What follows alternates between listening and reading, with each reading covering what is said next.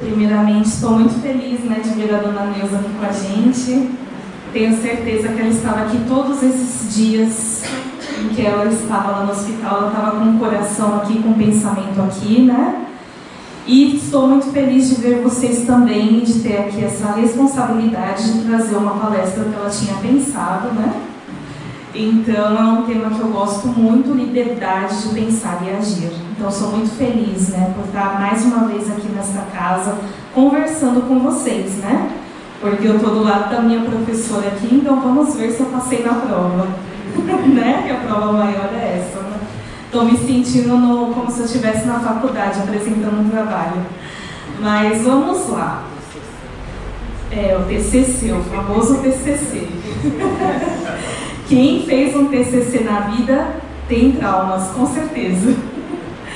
O que é liberdade, Liberdade é uma palavra que a gente gosta muito, mas ela tem um sentido muito profundo na nossa vida. Porque quando a gente pensa em sociedade, a gente tem liberdade, mas a gente também tem deveres. E quando a gente está em sociedade, a gente precisa usar a nossa liberdade com sabedoria e com discernimento para poder respeitar esses deveres. Então, para nós sermos cidadãos, nós temos a liberdade, mas nós também temos direitos e deveres. Por exemplo, liberdade de ir e vir. É uma dos direitos humanos, Ir e vir, você ter essa liberdade. Mas para você fazer esse simples gesto de ir e vir, você precisa de algumas condições. Por exemplo, depende de onde você vai, como você vai, Você vai ir e vir, o que você vai fazer, como você vai fazer. Vou dar um exemplo bem simples para vocês. Todos nós temos, ou deveríamos ter, a liberdade de andar na rua. Mas, vamos se colocar aqui no lugar de uma pessoa em situação de rua, que ela ganhou um dinheirinho ali para comprar uma marmita. Será que ela tem a liberdade de entrar num shopping, num supermercado grande para comprar essa marmita? Será que ela vai ter a liberdade de ir até o local onde tem a refeição, retirar e fazer o pagamento sem que essa liberdade seja barrada por ninguém? O que vocês acham, sim ou não? E por que isso acontece? Porque dentro da nossa liberdade existem barreiras, existem preconceitos, existem questões sociais que ainda a gente, como coletivo, a gente tem que melhorar. A gente tem que melhorar muito. Porque até pouco tempo atrás a gente chamava a pessoa de morador de rua. E será que na rua tem casa para morar? Não, Então é pessoa em situação de rua. Até pouco tempo atrás a gente chamava deficiente. É pessoa com deficiência ou pessoa portadora de deficiência. Porque deficiência todos nós temos. Todos nós temos. O nosso corpo não é perfeito. Ele é uma máquina, mas ele não é uma máquina perfeita. Ele se desgasta. E de onde que vem essa liberdade? Existe, dentro dos estudos do Espiritismo, o conhecimento das leis de Deus. Então, Deus colocou essas leis no nosso espírito para que a gente possa ter a consciência espiritual de algumas coisas. Como, por exemplo, a gente tem que ter medo. Como a Natália vai fazer uma palestra sobre o medo, A gente precisa ter o medo.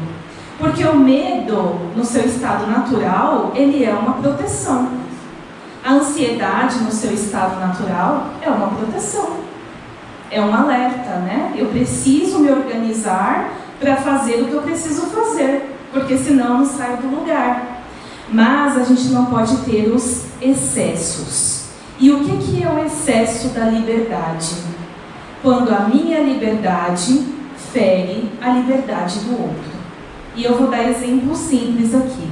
Por exemplo, na casa de vocês não acontece isso, mas existe um momento que a família vai assistir televisão e começa uma guerra pelo controle remoto.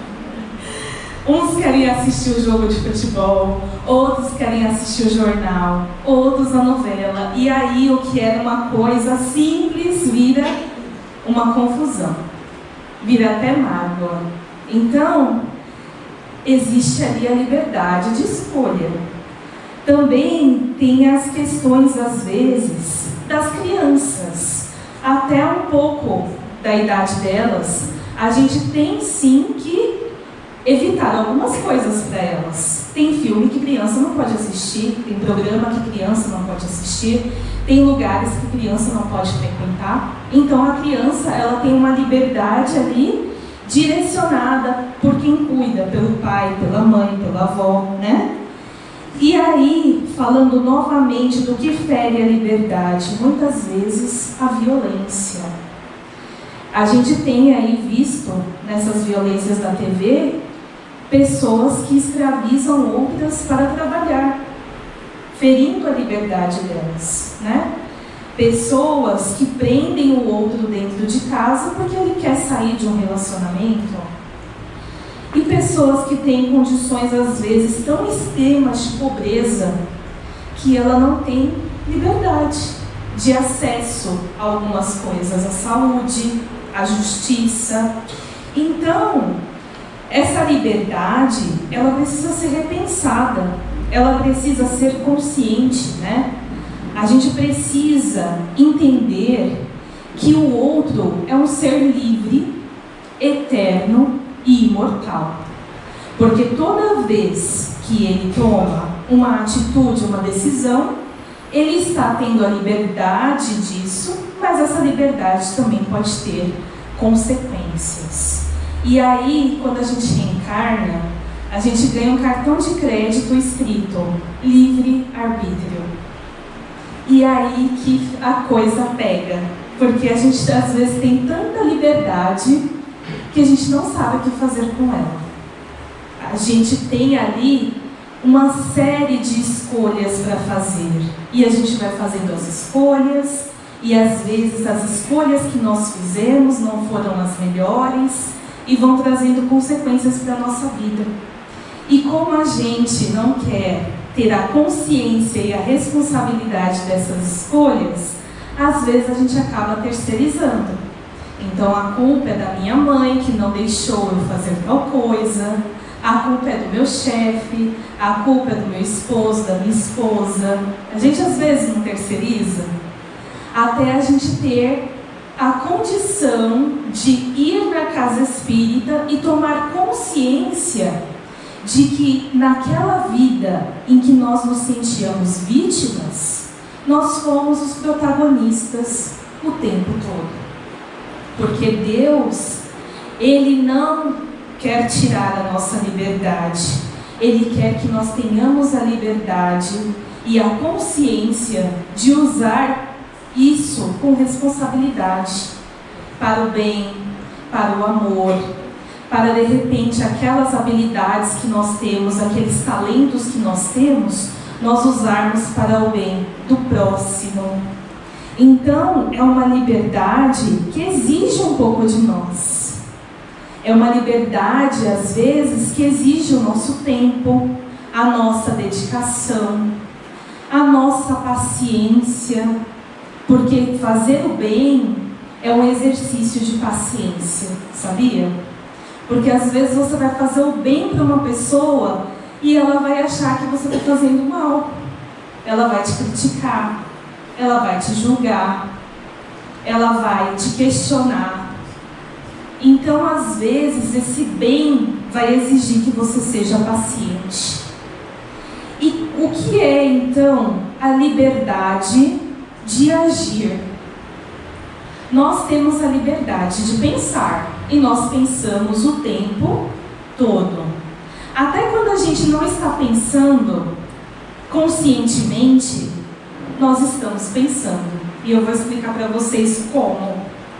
O pensamento, segundo André Luiz, ele é uma força, ele é uma energia. E lá no livro Nosso Lar, André Luiz vai falar assim: o pensamento é uma força eletromagnética.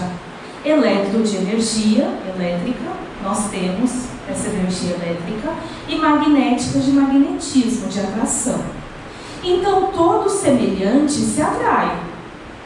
Você pode perceber, as pessoas que você tem mais afinidade na sua família, no seu trabalho, no seu círculo de relacionamentos, são as pessoas que pensam como você, que têm os mesmos gostos às vezes.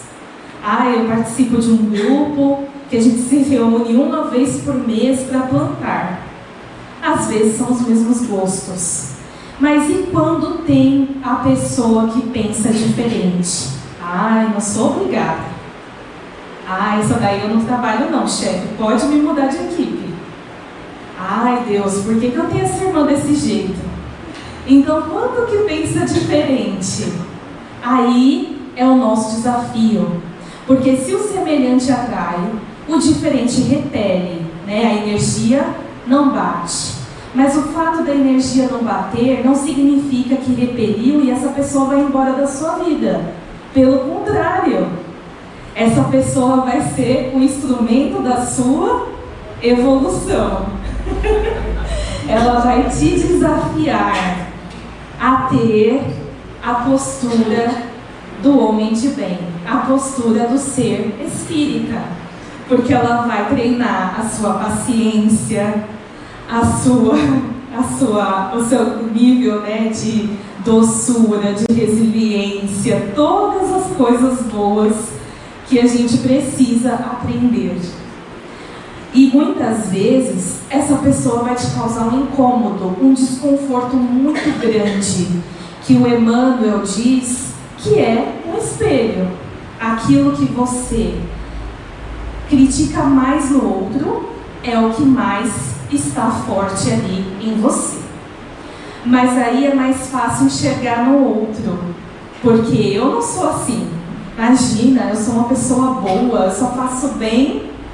Será que a gente só faz o bem o tempo todo? Então, às vezes, a gente não se avalia, a gente não se enxerga mesmo, né? E aí, quando o outro fala o nosso defeito, dói. Dói porque a gente fala, não, eu não sou isso. E às vezes você nem é mesmo. Mas naquela situação, pode ser que você tenha sido. Naquele momento, naquele recorte. Só que aí o que aconteceu?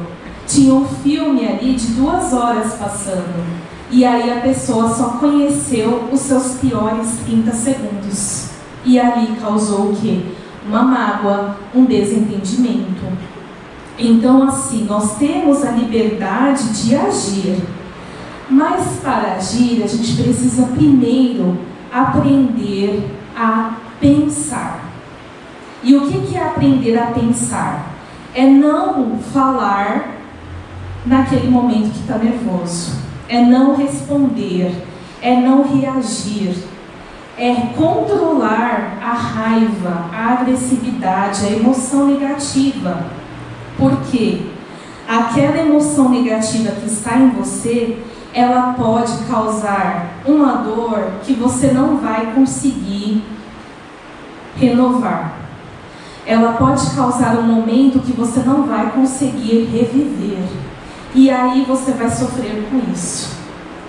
Causando sofrimento para o outro, você vai causar um sofrimento maior em você. Porque você vai pensar assim, por que eu fiz isso? Poderia ter ficado quieto. Quantas vezes a gente pensa isso, né? Eu poderia ter ficado quieto. E por quê? Porque primeiro a gente pensa, fulano é uma pessoa ruim, não gosto, né? Mas não é porque a gente pensou que a gente precisa falar. A gente pensou que a pessoa é ruim, mas vamos deixar que as atitudes dela demonstrem se ela é boa ou ruim. A gente não precisa e nem pode ficar julgando os outros. Olha só quantas coisas a gente já tem que cuidar na nossa própria vida. A família, o trabalho, os relacionamentos, a nossa, às vezes, função na casa espírita. A gente já tem muitas atividades da nossa própria vida para dar conta. Então, por que às vezes a gente tem essa necessidade de ainda olhar negativamente para o outro? Porque a gente nem sempre reencarnou espírita. A gente nem sempre reencarnou tendo conhecimento do Evangelho de Jesus. Então agora, por isso que eu falo aprender a pensar, porque nós pensamos. Assim como nós precisamos aprender a doutrina espírita, nós já somos espíritos, mas a gente tem que aprender a sermos espíritos melhores, não para os outros, para nós mesmos. Porque na medida que nós formos pessoas melhores, tudo na nossa vida vai melhorar. Vai refletir no nosso corpo físico, vai refletir na nossa condição financeira, às vezes que está bloqueada, vai refletir nos nossos relacionamentos familiares. Então, a mudança que às vezes a gente espera do outro, precisa começar em nós. Porque a gente espera que o outro seja mais calmo com a gente.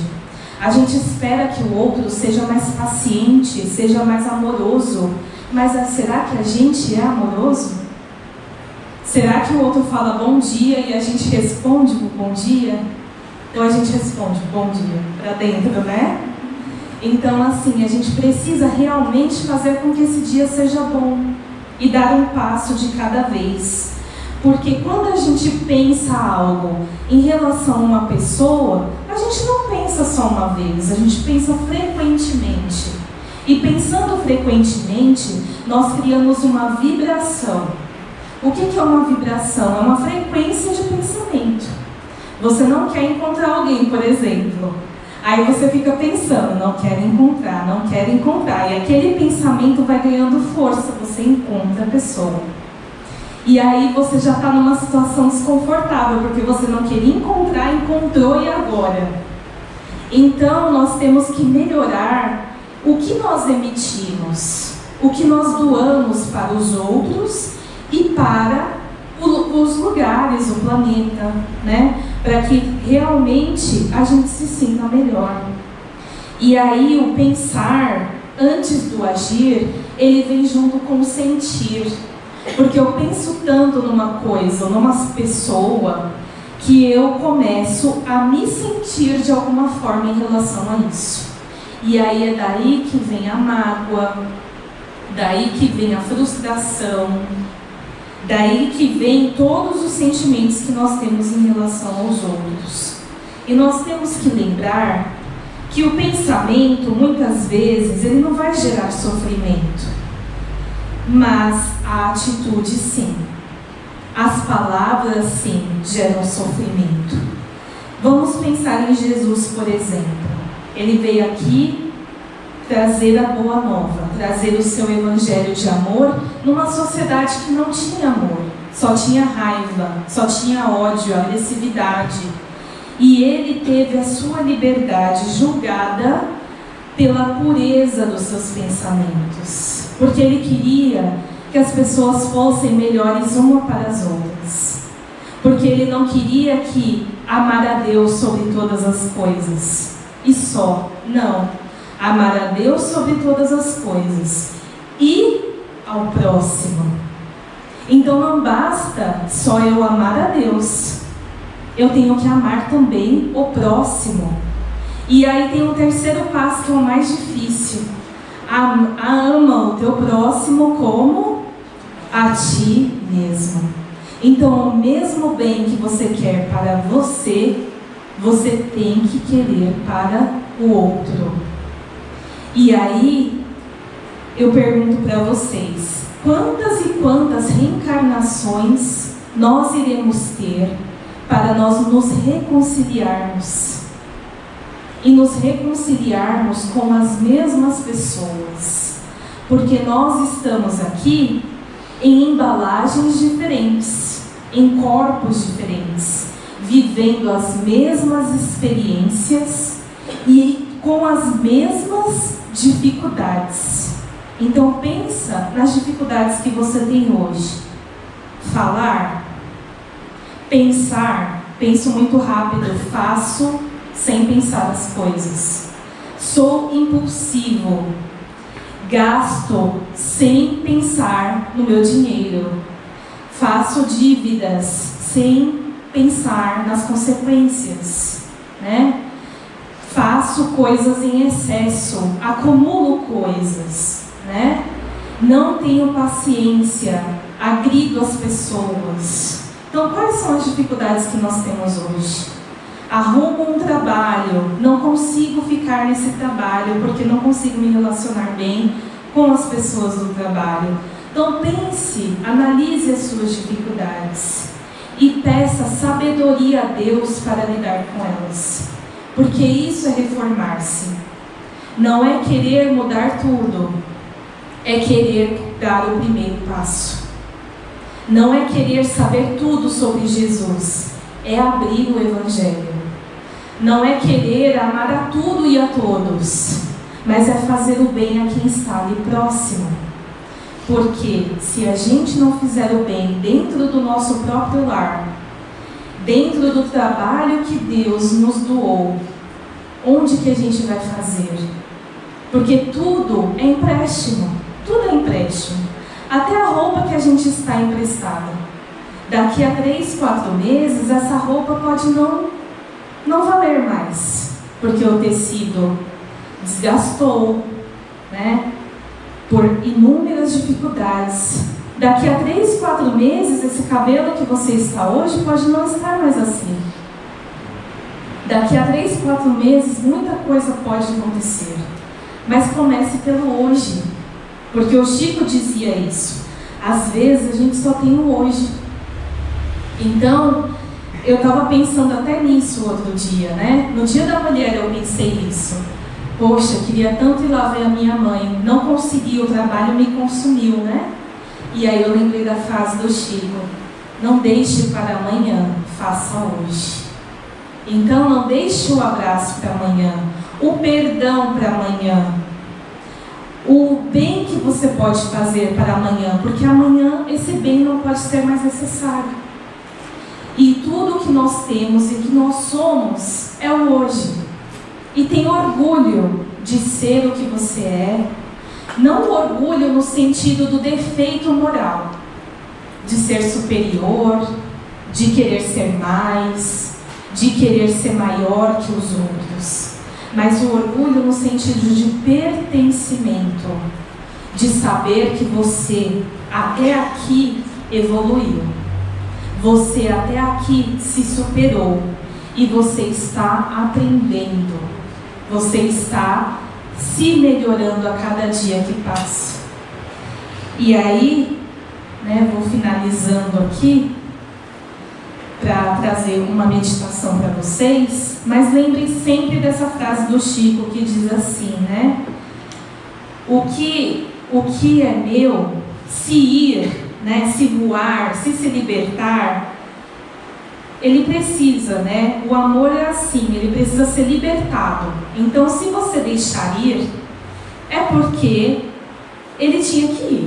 Mas se ele voltar, é porque ele realmente te pertenceu. Então, uma coisa boa, um amor, um bem que você faz no coração de alguém, ele vai ser seu para sempre. Ele vai ser uma luz no seu espírito. Um dia essa pessoa vai se distanciar de você. Mas aquele bem que você fez, aquele amor que você semeou, ele vai estar lá para sempre. E quando ele vai voltar no momento que às vezes você mais precisar. E assim eu vou pedindo para que vocês fechem os seus olhos, né? E finalizando essa palestra, que a gente tenha paz nos nossos corações de saber que a gente está buscando ser melhor. Que a gente está buscando ser o amor, ser a paz, ser a alegria. E assim, como a gente estava falando de liberdade, que a gente possa, nesse minuto, olhar para o nosso coração e libertar ele de qualquer mágoa, de qualquer coisa que tenha nos fazido sofrer, porque a gente precisa lembrar que isso é passado, que isso já se foi. E libertando, a gente vai dar a liberdade do nosso espírito evoluir, crescer e amadurecer no sentido mais puro do amor. Olhando ainda para o nosso coração, vamos pensar em Jesus e lembrar que há mais de 2000 anos Ele veio falar de um amor que às vezes a gente não conhece ainda na sua totalidade. Imagina Jesus agora te abraçando e sem dizer uma só palavra, só lhe doando amor. E que esse mesmo amor que você está sentindo agora, ele possa se estender a todas aquelas pessoas com quem você se desentendeu, às vezes por uma besteira, às vezes por uma dor profunda, mas que ele possa se estender a elas, te libertando desse sentimento negativo que em você só irá causar dor, só irá causar doença, só irá causar dificuldades, prisões espirituais. E assim, que esse amor liberte o seu espírito para viver tudo aquilo que só você vai viver. Porque para Jesus, você é único. Para o mundo você pode ser apenas mais um. Mas para Jesus, você é o amor mais puro, mais forte e mais vivo que existe. Porque é através de você que o Evangelho dele será espalhado para todos aqueles que você ama e para todos aqueles que só você tem o poder de tocar o coração e libertar o amor. E que assim seja, graças a Deus.